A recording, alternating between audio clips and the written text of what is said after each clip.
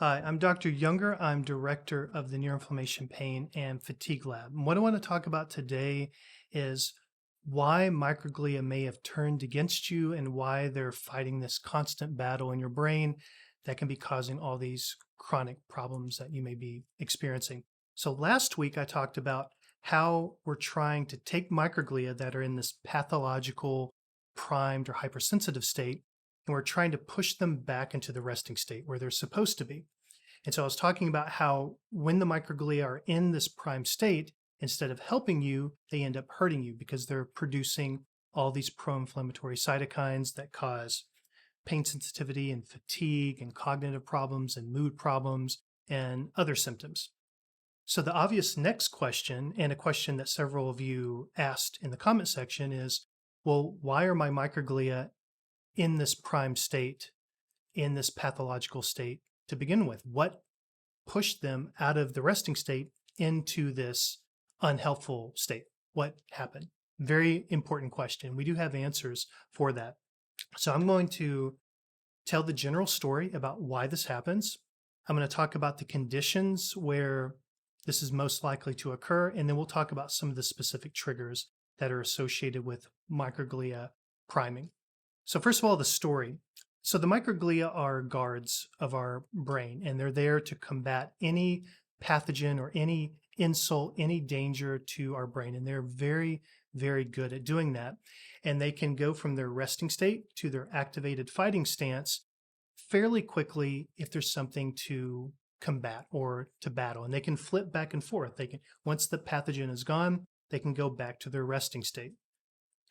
There's some circumstances, however, where the threat was so significant that instead of going back to the resting state, they just stay in a ready state.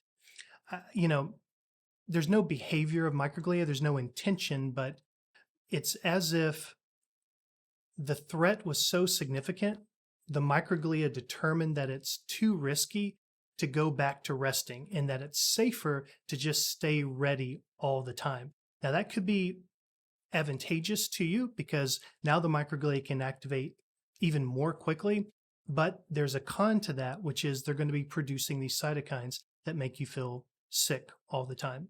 It's very similar to human guards. So say that there's a government small installation in the woods somewhere, like a secret place, and there's a fence and you're the night guard and you've been there for 10 years and no one has ever tried to break into the building. You're going to be very relaxed. You're going to be watching TV and reading and playing cards because there's nothing to do. But then say one night someone tries to jump the fence and break into the compound and you have to catch that person. And then the next night, another person tries to jump the fence and enter it. Well, now you're going to be on guard all the time. You're not going to relax. Well, it seems like the microglia are similar to that. If they have a reason to think that there's a unexpected threat coming at any time, they may just stay activated. And we think that's what's behind chronic fatigue syndrome, ME/CFS, fibromyalgia, and other conditions that I talk about. So what are the three conditions where microglia may permanently adopt this prime state? The first one is if they encounter a immune insult that is very severe, especially if it's life-threatening. So an example of this would be, let's say that there's a pretty robust, pretty significant upper respiratory infection that's going around the community, and you're at the coffee shop in line to get a coffee, and someone turns around and then they sneeze directly in your face, and you just get millions of viri shot right into your face, and they go up in your nose. And then when they're in your nose, those viri can crawl up your olfactory nerves. They cross the holes of your cribriform plate, and then they enter your brain. So now you have viri in your brain, and then the virus starts to proliferate inside your brain. This is a serious problem. It's bad enough to have an infection in your lungs, but when an infection, a virus has entered your brain, that's a really big deal. And so your microglia are going to react greatly to that threat, much more so than they would have if you had a peripheral infection, because this is life-threatening. And so they're going to have a huge reaction. You're going to feel very, very sick. You may have to go to the hospital, and that's because the microglia are going to be producing a storm of cytokines centrally to combat this problem, but those cytokines also make you feel absolutely horrible. So they're going to have this exaggerated response. The thing is, though, in some cases, that threat was so significant that even when the virus is fought off, the microglia may just stay in an activated state or a ready to go or primed state. So that's the first condition, is if it's a very severe infection, in particular when it's an infection that was threatening the brain because it entered the central nervous system. So that's number one. Number two is if the immune insult is continuous. So it's not that it was severe, it's just that it's always there, constantly provoking the microglia. An example of this would be you move into a new house and there's something in the house that's emitting kind of toxic exposures. It could be some industrial thing in building the house, something in the paint. It could be black mold releasing spores, but there's something that you're breathing week after week, month after month.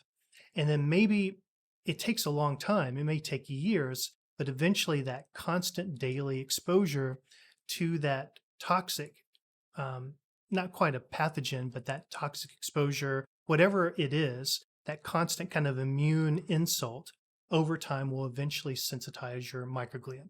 So that's condition number two, is if you have a constant kind of low level exposure that's constantly exaggerating or activating your immune system. So the third one is if you have repeated exposures to something close in time. The closer in time, the more likely they are to activate microglia priming. We call this a two-hit model or a repeated exposures model. An example of this would be, you say you're in a restaurant and you're meeting some friends and the food has bacteria in it and you get a GI bacterial infection, food illness. But one of the people you're meeting with happens to have the Epstein-Barr virus or mono, and you have a sip of their drink and you actually get the Epstein-Barr virus as well at that same night. And the server has a cold and they hand you the check and you get the cold virus on your hand and you touch your nose and now you have the cold virus. And so in one night, just the most unlucky night, you've gotten 3 pathogen exposures at the same time. Any one of those by themselves wouldn't be enough to prime the microglia, but all 3 of those happening in such a short period of time, that's enough to prime the microglia. So those are the 3 conditions by which we think, well, we know from the research, but if you have microglia priming, it was probably because one of those 3 things happened and prompted the microglia to adopt this prime state. So let's talk about the most likely specific triggers. I want to talk about some that are exposures from the environment, and then some that are through things that you ingest, and then some things that are sources from within your body. Those are kind of the 3 main types of triggers for microglia priming. So the first one I've already talked about. Those are the pathogens, viral pathogens, bacterial pathogens, fungal pathogens. A good example of a virus one is Epstein-Barr virus. SARS-CoV-2 is one that seems likely to prime microglia.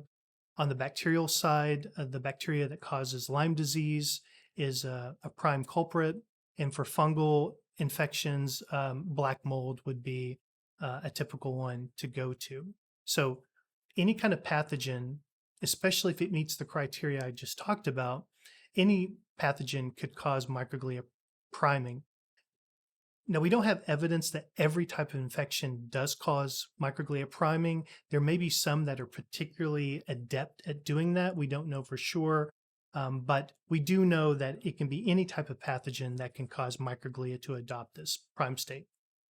So I also talked about airborne pollutants, and that's another thing that's been clearly shown for the past, maybe probably 40 years, at least 30 years, to cause microglia priming. So this could be diesel particles. This could be some kind of chemical that's in the walls of a house. Lots of different types of common everyday exposures can cause microglia priming over time. It's not something that you can be exposed to for a day and have microglia priming. This is more of a chronic exposure. So those are 2 things that can be from your environment. So then there's drugs. There's 2 main drug classes that are associated with microglia priming. And unfortunately, they're ones that a lot of people are taking. First are the glucocorticoids, the corticosteroids like prednisone. So if you're taking prednisone in the acute sense, they're very good at tamping down inflammation, including microglia inflammation. But if they're taken over a long period of time, the effect switches and they start to exaggerate microglia activity. So drugs like prednisone and other glucocorticoids, if taken for months or years, can sensitize microglia. Now, I'm not suggesting anyone not take any drug. That's between you and your doctor, but that's part of the measuring the pros and cons. And if your physician does not want you to take prednisone for a long period of time, this is one of the reasons why they may not want you to do that, because there are cons to taking glucocorticoids chronically over a long period of time. So that's one class that's particularly problematic when it comes to microglia priming. The other one are the opioid analgesics, or the very potent painkillers. And these are things like hydrocodone and oxycodone. These drugs we've known for, at least 30 years can cause microglia priming. Again, just like with the glucocorticoids, in the acute sense, they do not prime microglia. So if you have to take a week of strong painkillers because you had an accident or a surgery or some kind of dental work, that's not what we're talking about. We're talking about if you're using it for years. The longer it's used, the more likely it is to at some point push the microglia into this primed state. And so it's much harder to get opioids for a long period of time. And this is one of the main reasons why. It sensitizes your pain system, and it kind of leads to these ironic effects where you're taking opioids to combat pain, but over time they start to sensitize your pain system. And so they start to cause more problems than pros, than goods. And part of that is because of the effects on the microglia and the microglia response to the opioids. So then there's a couple that are inside your body that we need to talk about because they are very important drivers of microglia sensitivity. One of those is adipose tissue, excess adipose tissue associated with obesity. Unfortunately, adipose tissue, especially when there's excess adipose tissue, can turn into inflammatory adipose tissue. And when they're in an inflammatory state, they're releasing cytokines peripherally, which can then trigger microglia centrally. So it's just the case that excess adipose tissue is a constant inflammatory driver. If you have excess adipose tissue and you're wondering whether or not that is causing kind of daily immune activity or inflammatory activity, the best test for that is C-reactive protein, or CRP. And you become concerned when the levels start to get close to 5 milligrams per liter, especially if they get close to 8. And for sure, if you're getting numbers around 10 milligrams per liter, that means that your body is going through a lot of inflammatory activity, and there's going to be repercussions, including a very heightened risk of having microglia being permanently sensitized. And then you're going to have a lot of fatigue and pain problems and cognitive problems resulting. So I advise everyone to get that test taken, done at least once a year when they go visit their PCP and have their yearly checkup, because you need to know if your body's undergoing this constant daily inflammation. It is just not healthy. And it's not just the brain, it's going to be hurting many other systems as well. And there are ways to help that. Those are topics of other videos. But again, it's important to look at the CRP if you think that you have daily inflammatory drivers. So you've got adipose tissue is a major sensitizer of microglia. The other one worth mentioning is stress. And I know stress is in almost every medical video, and we almost get tired of hearing about it, but it is a potent primer of microglia for a couple reasons. One, if you're stressed all the time and you're producing a lot of excess cortisol, just like the glucocorticoids, will transiently calm down microglia, but over a long period of time, they'll actually sensitize the microglia. The effect will switch. And if you're stressed all the time and you're producing excess cortisol over time, eventually that's going to stress the microglia to the point where they'll become permanently primed or activated. There's another reason why stress can exacerbate inflammation in the brain, and that's because when you're stressed, your autonomic system is going to lean towards the sympathetic side, and that's associated with more inflammatory activity. And so to combat that, you're going to want to push that more to the parasympathetic side. And if you have more parasympathetic activity, you'll have release of anti-inflammatory cytokines, which actually calm things down in the brain. Now, you know the ways that clinicians will talk about reducing sympathetic activity, the yoga, the meditation. I don't do those types of interventions, so I don't know much about those, but there's a reason why clinicians talk about these all the time. There are other approaches as well. Vagus nerve stimulation is one good one. So if you activate the vagus nerve, you've activated the parasympathetic system, and that'll cause the release of anti-inflammatory cytokines in the brain, which can help the microglia as well. So that's the second one in the body. So those are the kind of the main. Now there's probably hundreds, but these are the ones where there's enough good scientific experimental evidence behind them for me to talk about as things to particularly watch out for.